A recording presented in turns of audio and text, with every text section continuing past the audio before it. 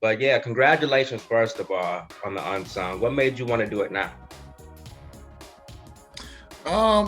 Well, I think that they changed their concept now. It's not so much about people who are unsung and careers are over. It's just, I guess, they want to start giving people their flowers while they still here and viable. So I wanted to be a part. I like flowers, so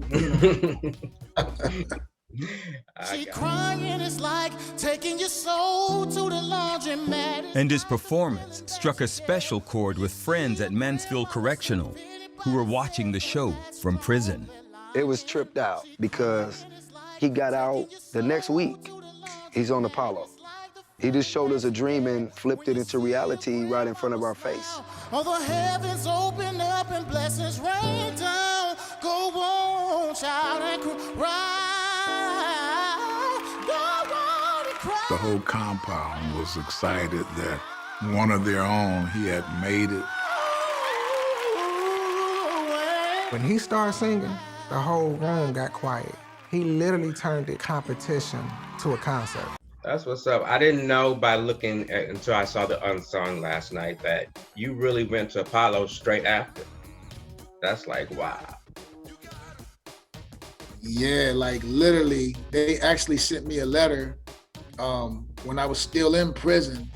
And, like I said on there, they said, if you can get out by this date, and ironically, I just so happened to be just about to get out on that date. Yeah, that's what's up. That's God. That's what's up. It's God for sure.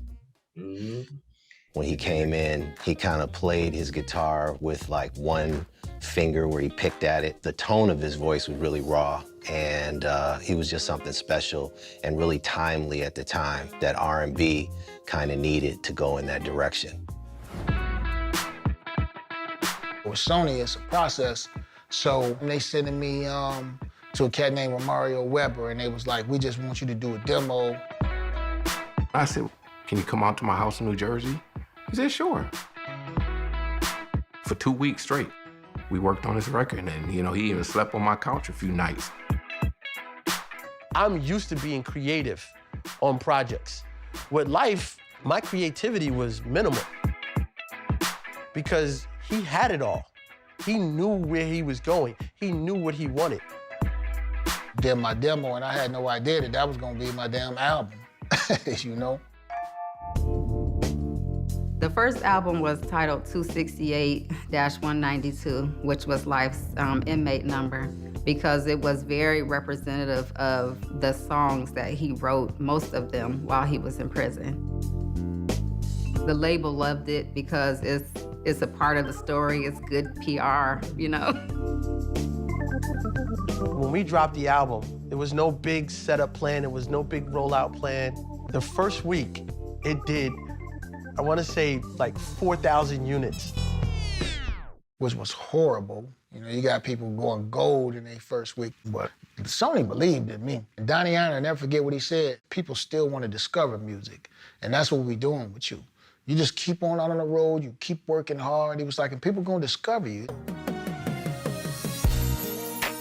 And that's just what happened, thanks to a single called Must Be Nice. I got that. One thing that's spotlighted a lot is you love being a father, and I love seeing that. You've been through a lot publicly. What's the lessons you want your kids and other young people to take from your story?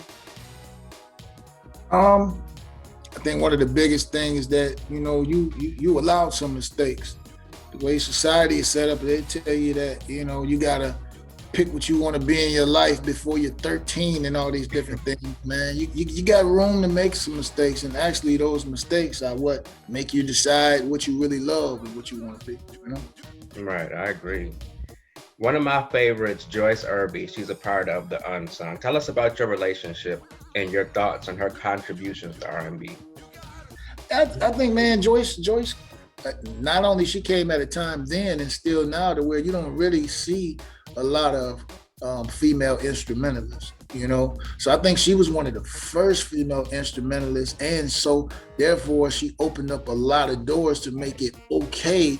Not only, because most females, not knocking them, they gonna play piano, they probably might play a little violin. Those are like acceptable female instruments.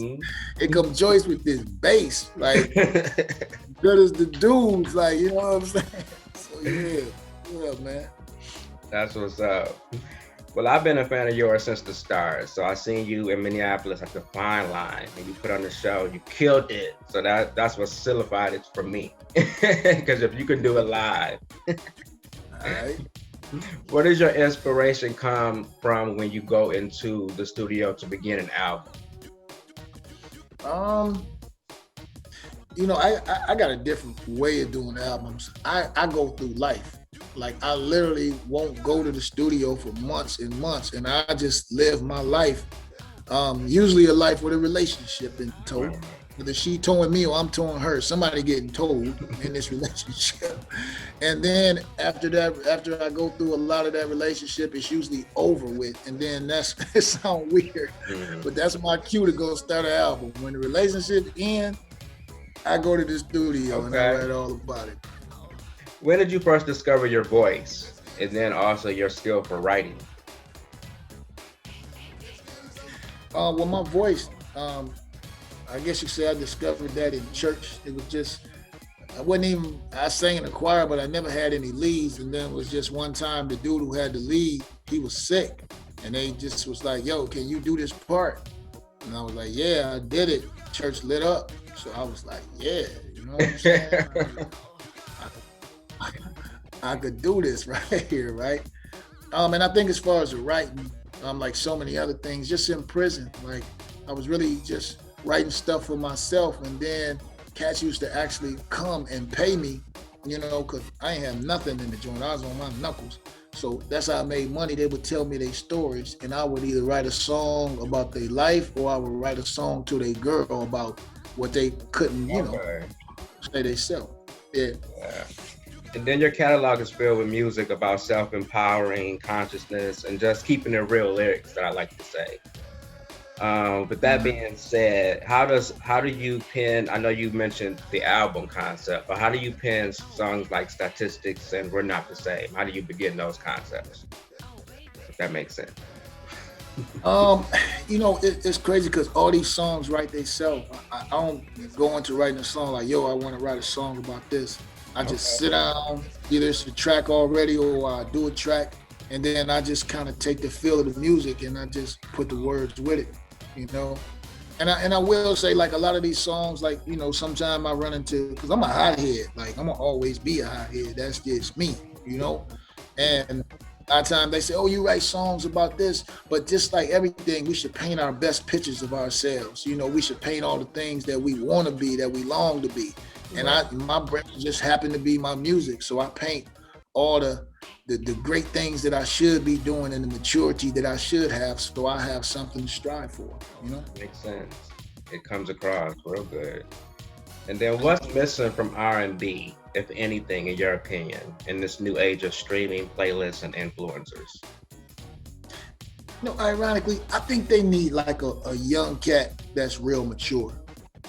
You know, we got a lot of these young cats. Everybody can take your girl, and everybody got $1 million in the bank and the fancy cars. At least that's what they telling us. You know, you know, but it ain't no young cats out there just like, yo, you know, I don't want to hit everything with a big butt, or I'm thinking about, you know, going back to school, you know, stuff like that, man.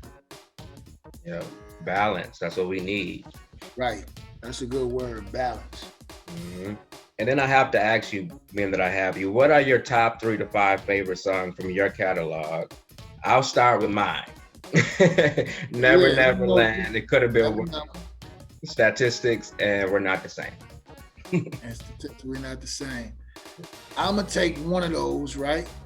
And I'm gonna say Never Land, definitely one of my favorite songs. Matter of fact, I gotta take another one. It Could Have Been Worse. Wow. Definitely one of my favorite songs.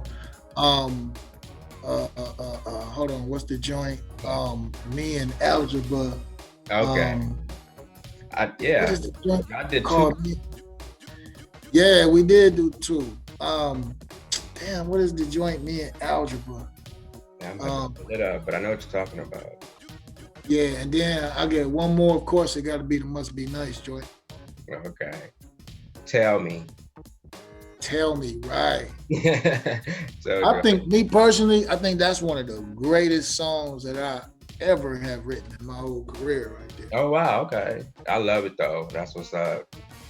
And then you talk about Slave and the controversy on Unsung. Is that what made you did not push 777 so much? Kinda, honestly. Like, don't get me wrong, I don't feel like I did nothing wrong. Right. I just didn't want to deal with all that drama. Like, I'm at a point in my life to where I feel like I can decide what I want to deal with and what I don't. And I just didn't want to deal with it, man, you know? Makes a lot of sense. Well, tell us about the new music. What sounds nice? I seen a little clip in the Unsung, and I was waiting for the whole track. Tell us about the album, all that good stuff. Yeah, so 777 was actually my last album. I'm never gonna do it. I remember that. And the What joint is part of my new thing I'm doing. Like, I team up with different artists. They do 2 songs, I do 2 songs, we do 2 songs together, and I call it the 6-pack.